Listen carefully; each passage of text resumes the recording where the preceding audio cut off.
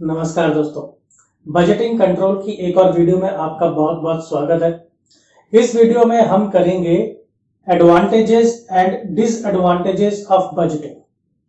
अब इसे आप कह लीजिए फायदे और नुकसान बजटिंग कंट्रोल के या फिर बजट के या फिर बजटिंग के, किसी भी तरीके से क्वेश्चन आए आपको इसके pros and cons plus minus positive negative points आपको सब यही लिखने हैं। ये पूरा इतने सारे पॉइंट्स, इतना अच्छा क्वेश्चन आपको और कहीं देखने को नहीं मिलेगा।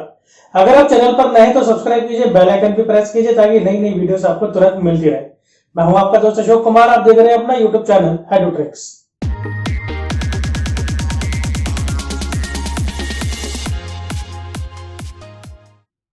आइए शुरू करते हैं। सबसे पहले देखते हैं कि इसके फायदे कौन कौन से हैं बजट बनाने के, बजटरी कंट्रोल के। इसके पहले की वीडियोस में हम देख चुके हैं, 2 वीडियोस इससे पहले बनी है, उसमें हमने बजट के बारे में काफी कुछ और बजटिंग कंट्रोल के बारे में हमने काफी कुछ पढ़ा है। आइए पढ़ते हैं इस वीडियो में। सबसे पहले एडवांटेजेस अगर हम देखें तो सबसे पहला एडवांटेज है हमारे पास एफिशिएंसी। एफिशिएंसी का मतलब होता है काम को बहुत अच्छे तरीके से करना, कॉस्ट इफेक्टिवली करना, मतलब काम को बढ़िया भी करना और उसकी कॉस्ट भी कम आना। Budgeting is an effective way of controlling cost. देखिए, जैसे मैंने कहा कि कॉस्ट कम आनी चाहिए, तो अगर हम अच्छे तरीके से, प्रॉपर तरीके से, साइंटिफिक तरीके से अगर हम बजट बनाते हैं पूरी रिसर्च के साथ, तो ये कॉस्ट को कंट्रोल करता है और इससे जो वेस्टेज है वो भी कम होती है, एलिमिनेट। इससे जो कॉस्ट है वो कम होती है। तो यानी दोनों तरीके से इसकी वेस्टेज कम होती है, जिससे कॉस्ट इफेक्टिवनेस आती है और कॉस्ट भी इसकी कम होती है अगर हम अच्छे तरीके से बजटिंग करते हैं, बजटिंग कंट्रोल करते हैं। तो दूसरा पॉइंट है इसका definite planning. If the budgets are made on the well defined plans, अगर आपने बजट्स को वेल डिफाइंड प्लान्स के आधार पर बनाया है, मतलब हुआ ये कहने का कि जो भी आपने प्लानिंग बनाई है, जो भी आपने पेपर पे काम किया, अगर वो पूरी तरह से आपने डिफाइन कर रखा है, सब चीजें, सब लोगों को, सब सेक्शंस को, सब डिपार्टमेंट को सब अच्छे से डिफाइन कर रखा है, बता रखा है कि कौन सी चीज कब कैसे कहां क्यों करनी है, तो उससे क्या होता है it brings element of surety. तो आपके पास एक श्योरिटी आ जाती है कि हाँ भाई, हमने जो ये बजट बनाया है, हम जो ये बजटिंग कंट्रोल करने जा रहे हैं, इसका जो रिजल्ट आएगा वो एकदम सही आएगा। मतलब एक्चुअल में जब हम काम करेंगे तो वो हमारे बजट जो हमने बनाया है बजट के जैसा ही होगा। फिर आता है हमारे पास अगला coordination. The budget committee works as a coordinator of different departments. जो बजटिंग होती है या बजटिंग कंट्रोल होता है, उसके अंदर सभी डिपार्टमेंट्स का कंट्रीब्यूशन होता है, सभी एक दूसरे से जुड़े होते हैं। तो जो बजटिंग है वो उन सभी डिपार्टमेंट्स में आपस में कोऑर्डिनेशन, सह संबंध बनाने का काम करता है। यानी बजटिंग एक ऐसी कड़ी का काम करता है जिससे सभी डिपार्टमेंट्स आपस में एक दूसरे से जुड़े रहते हैं। फिर है delegation of authority. Budgeting fixes the limits of authorities and responsibilities of subordinates and executives and prevents from buck passing। देखिए, जब कोई बजट बनता है तो उसके अंदर, जैसे ऊपर में बताया गया, everything will be well defined. सब कुछ वेल डिफाइंड होता है, सब चीजें उसके अंदर डिफाइन होती है, किसको क्या करना है, क्या नहीं करना है, एक्सेट्रा एक्सेट्रा। तो जब ये सब चीजें डिफाइन रहती हैं तो ये भी सबको पता होता है कि उनकी लिमिट्स क्या है। लिमिट्स किसकी? उसकी अथॉरिटीज की, यानी वो क्या क्या कर सकता है, और उसकी जिम्मेदारियों की, रिस्पॉन्सिबिलिटीज की, उसके पास क्या क्या पावर्स है और क्या क्या उसकी जिम्मेदारियां हैं। सबऑर्डिनेट्स यानी काम करने वाले, उससे जुड़े हुए लोग, एग्जीक्यूटिव्स यानी साथ में काम करने वाले लोग, तो उन सबकी जो पावर्स है और जो रिस्पॉन्सिबिलिटीज है वो वेल डिफाइंड होती है। सबको पता होता है कि वो क्या करना है, क्या नहीं करना है, उसकी क्या जिम्मेदारी है। इससे होगा क्या है, इससे ना बक पासिंग की सिचुएशन पैदा नहीं होती। बक पासिंग क्या होता है? एक दूसरे के ऊपर आरोप मढ़ना, नहीं मैंने नहीं किया, तू नहीं किया, नहीं मैंने नहीं किया सर उसने किया, ये मेरी गलती नहीं है, ये उसकी गलती है, तो ये चीजें नहीं आती।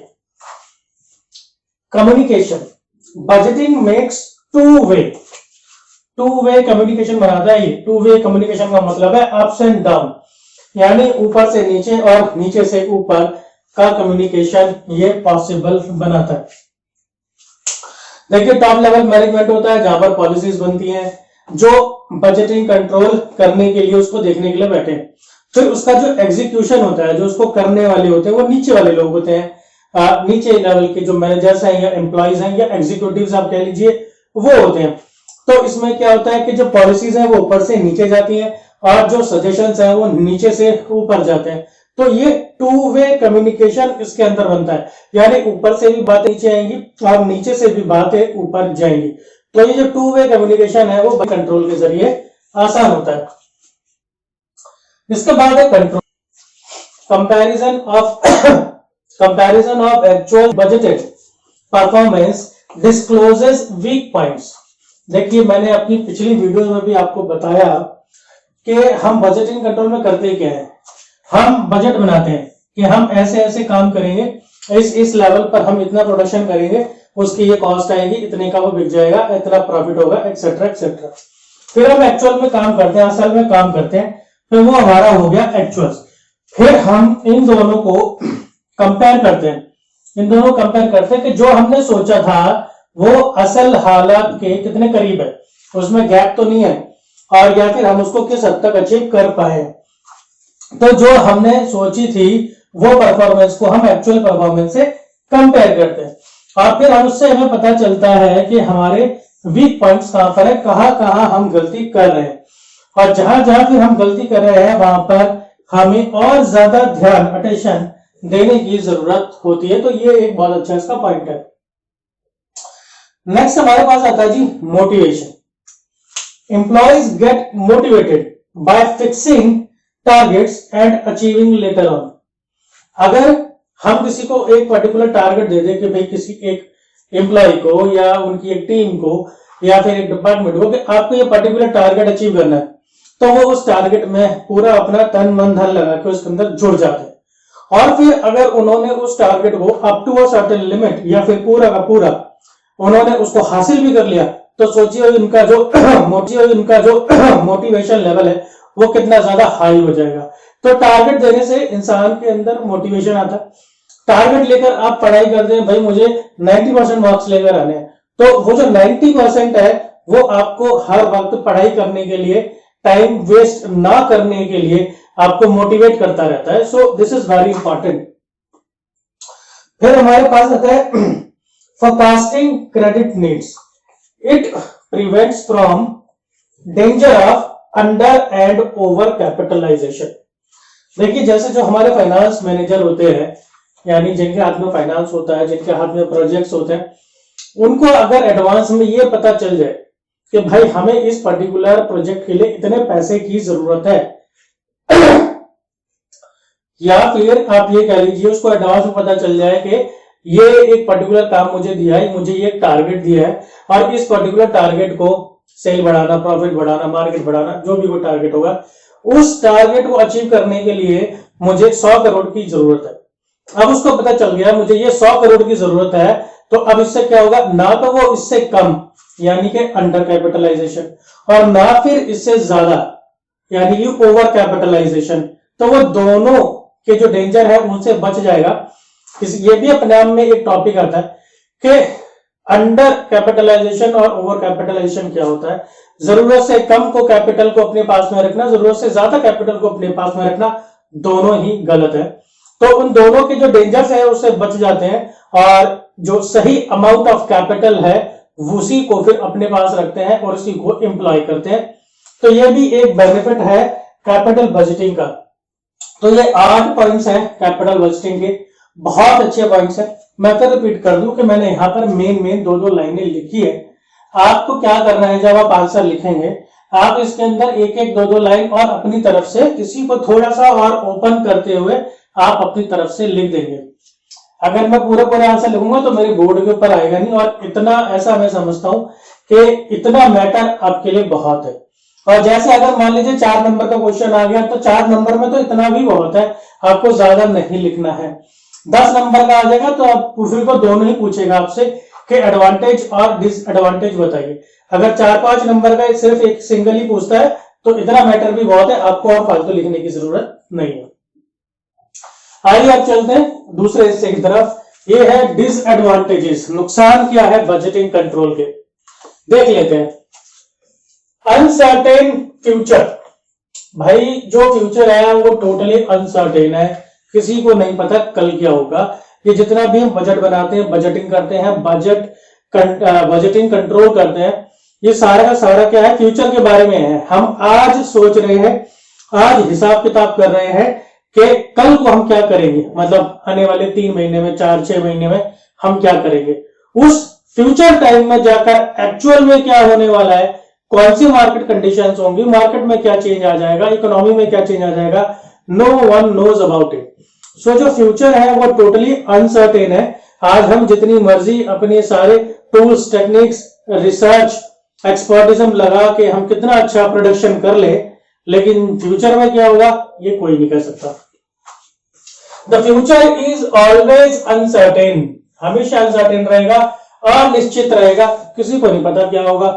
विच reduces the utility of budgeting control, तो इसलिए जो उपयोगिता है बजटिंग कंट्रोल की, जो यूटिलिटी है वो कम हो जाती है। रिजिडिटी, रिजिडिटी मतलब लचीलापन नहीं होना, सख्त होना, चेंजेस ना लाना, ठीक है। बजट्स आर रिजिड, कई बार क्या होता है बजट जो होते हैं वो रिजिड होते हैं, मतलब एक बार जो बजट बन गया, पहली बार तो बजट बनाना ये आसान काम नहीं होता है, बहुत इसमें रिसोर्सेज लगते हैं, तो उसके अंदर बार बार या दोबारा चेंज करना पॉसिबल नहीं होता। तो क्या होता है कई बार एक बार जो बन गया सो बन गया, अब इसी को आपको फॉलो करना है। So budgets are rigid and lose their usefulness, lose their usefulness if not revise time to time.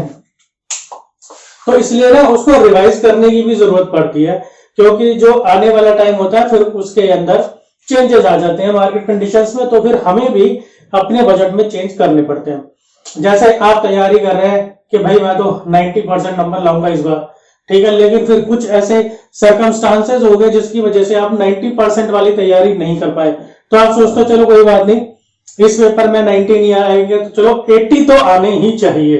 तो आपने अपना जो शेड्यूल था, जो प्लानिंग थी वो रिवाइज कर ली, आप 90 से 80 पर आ गए।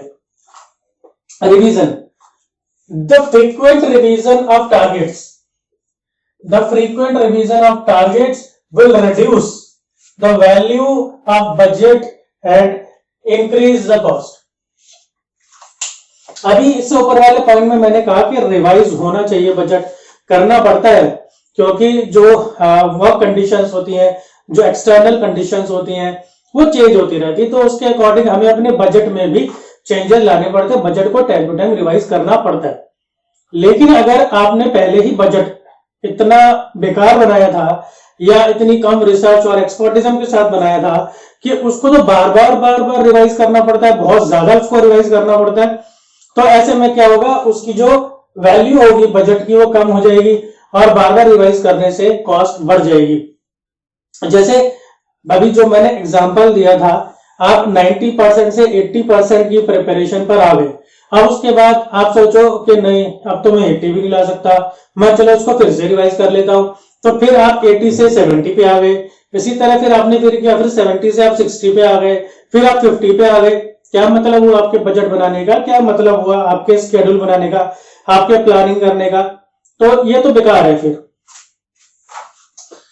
Not a substitute of management, budget is just a tool, जो बजट है वो सिर्फ एक टूल है और इसको प्रॉपर सुपरविजन चाहिए होती है टॉप मैनेजमेंट की। तो आप ये नहीं कर सकते भाई ठीक है एक बार बजट बन गया, ठीक है अब किसी और की कोई जरूरत नहीं है, अब काम अपने आप होता रहेगा और इसको हम लोग अपने आप अचीव कर लेंगे, ऐसा नहीं है। बजट बनाने के लिए भी टॉप मैनेजमेंट की बहुत हेल्प चाहिए, सपोर्ट चाहिए, और बजट बनने के बाद उसको अचीव करने के लिए जब काम होगा एक्चुअल में, उसके लिए भी टॉप मैनेजमेंट का पूरा सपोर्ट और सुपरविजन चाहिए। अगर वो नहीं मिलेगा तो बजट आपका अच्छा नहीं बनेगा। तो आप पूरी तरीके से जो मैनेजमेंट है उसे नहीं हटा सकते। Coordination problem, the performance of one department affects result of other departments. जैसा कि मैंने थोड़ी देर पहले भी यहां आपको बताया था कि सभी डिपार्टमेंट जो है वो बजटिंग कंट्रोल के जरिए एक दूसरे से जुड़े रहते हैं, और फिर बहुत सारे एम्प्लॉयज मिलकर आपस में काम करते हैं, डिपार्टमेंट्स काम करते हैं। तो क्या होता है, एक डिपार्टमेंट के जो भी काम करने का तरीका होता है या जो काम होता है उसका सीधा सीधा असर पड़ता है दूसरे डिपार्टमेंट्स के रिजल्ट पर, क्योंकि वो आपस में जुड़े होते हैं। अगर अकाउंट्स डिपार्टमेंट ने ही ट्रू डाटा प्रोवाइड नहीं कराया है तो उसके आधार पर जो आगे बजटिंग होने वाली है या और वो डाटा और दूसरे डिपार्टमेंट्स में भी जाता है, तो फिर वहां पर तो फिर वो काम भी ठीक से नहीं होगा। अगर कॉस्ट डिपार्टमेंट ने सही डाटा नहीं दिया तो अकाउंट्स वाले डाटा ठीक से नहीं बना पाएंगे, अकाउंट्स वाले डाटा ठीक से नहीं बना पाएंगे तो उसके आधार पर जो बनने वाला बजट है वो भी गड़बड़ हो जाएगा। तो इसलिए इनके अंदर आपस में कोऑर्डिनेशन होना चाहिए। अगर कोऑर्डिनेशन नहीं हुआ तो बजटिंग कंट्रोल पूरा का पूरा फेल हो जाएगा। Every concern can not afford budgetary officer. अब इसको ये जो मैंने कहा कि कोऑर्डिनेशन होना चाहिए सभी डिपार्टमेंट्स में, तो ये कोऑर्डिनेशन बनाने के लिए बजटरी ऑफिसर अपॉइंट करा जाता है, लेकिन हर कंपनी के लिए पॉसिबल नहीं है कि वो बजटरी ऑफिसर अपॉइंट कर सके। तो उसके बगैर ही एक अच्छा कोऑर्डिनेशन बना ले तो बढ़िया है, और अगर नहीं बना पाए तो बजटिंग कंट्रोल फेल है। Expensive technique, budgeting control system requires expert employees. भाई एक्सपर्टिज्म चाहिए होता है, ये कोई मजाक नहीं है। आपको फ्यूचर अभी प्रोडक्ट करना है और इसके लिए बहुत एक्सपर्टिज्म चाहिए, बहुत एक्सटेंसिव रिसर्चेस चाहिए। तो इन सब चीजों के अंदर लगता है पैसा। तो ये खर्चीली टेक्निक है कंट्रोल करने की, बिजनेस को कंट्रोल करने की ये एक खर्चीली टेक्निक है, खर्चीला तरीका है। तो आप ये भी कह सकते हैं कि ये एक एडिशनल खर्चा है किसी भी बिजनेस के लिए, किसी भी ऑर्गेनाइजेशन के लिए। जरूरी नहीं है कि हर कोई बजट बनाए, इसको करेंगे तो एडिशनल खर्चा, एडिशनल बोझ आएगा। डिस्करेजेस एफिशिएंट एम्प्लॉयज, देयर में बी सम एफिशिएंट एम्प्लॉयज। कुछ एफिशिएंट, जो सच में एफिशिएंट एम्प्लॉयज होते हैं, कुछ ऐसे भी हो सकते हैं who can exceed the given targets, कि जो टारगेट उनको दिए गए हैं वो उनसे आगे जाने की क्षमता रखते हो। मतलब कुछ एम्प्लॉयज इतने ज्यादा अच्छे, इतने ज्यादा एफिशिएंट हो सकते हैं कि उनको जो टारगेट दिया गया है, वो छोटा टारगेट दिया गया है, वो इससे ज्यादा अचीव करने की कैपेबिलिटी रखते हैं। किसी एक पर्टिकुलर टीम को दे दिया कि आपको ये एक 10 किलोमीटर का एरिया कवर करना है, लेकिन वो कवर कर सकते हैं एक्चुअली 15 किलोमीटर का एरिया, और उनको दिया गया सिर्फ 10 किलोमीटर का एरिया। और ऐसे में क्या होता है, दे फील कंटेंट, ऐसे में वो खुद को तृप्त महसूस करते हैं, सेटिस्फाइड फुल्ली, बस अब और कुछ नहीं चाहिए। मतलब उन एम्प्लॉयज का फुल्ली यूटिलाइजेशन नहीं हुआ। जो 15 किलोमीटर का एरिया कवर कर सकते थे उन्होंने 10 किलोमीटर का एरिया कवर किया, उसके बाद वो खाली बैठे, आराम कर रहे, सुस्ता रहे। फिर अब आपको क्या, अब वो खुद को तृप्त महसूस करते हैं, फुल्ली सेटिस्फाइड महसूस करते हैं। भाई ठीक है, ये कंपनी हमें जो काम देती है हम तो उसको चुटकी में कर लेते हैं, हमारी जितनी कैपेबिलिटीज है उससे ये छोटा छोटा काम हमको देते हैं। तो आने वाले फ्यूचर में भी फिर यही होना है। फिर और जो आगे उन्हें काम मिलेगा फिर उसके बारे में भी वो यही सोचेंगे, ज्यादा सीरियस नहीं होंगे, अरे ये काम तो हम यूं कर देंगे। तो ये फीलिंग अच्छी नहीं होती है बिजनेस में। Accuracy, accuracy is difficult in budgeting, बहुत मुश्किल होता है बजटिंग के अंदर एक्यूरेसी को लेके आना। अब तक आप समझ चुके होंगे किन वजह से जो बजट्स होते हैं वो एक्यूरेट नहीं हो पाते हैं। अगर उसको एक्यूरेट बनाना है up to a certain limit भी, अगर उसको एक हद तक भी अगर उसको एक्यूरेट बनाना है तो उसके लिए क्या चाहिए, ह्यूज एक्सपीरियंस चाहिए और प्रोफेशनलिज्म चाहिए। बहुत ज्यादा एक्सपर्टिज्म चाहिए और प्रोफेशनलिज्म चाहिए, प्रोफिशिएंसी चाहिए। बिना इसके एक अच्छा बजट नहीं बन सकता, बिना इसके कैपिटल बजटिंग पॉसिबल नहीं है। बहुत बढ़िया मैंने आपके लिए आंसर बनाया है, बहुत ज्यादा मेहनत लगी है इस क्वेश्चन के आंसर्स बनाने के लिए। तो प्लीज इसको लाइक कीजिए और जितना हो सके उतना ज्यादा अपने यार दोस्तों को शेयर कीजिए। सभी के पास इस तरह का वैल्यूएबल मैटर पहुंचना चाहिए। इसी तरह से जुड़े रहिए चैनल के साथ। मिलता हूं मैं आपसे अगली वीडियो में। धन्यवाद।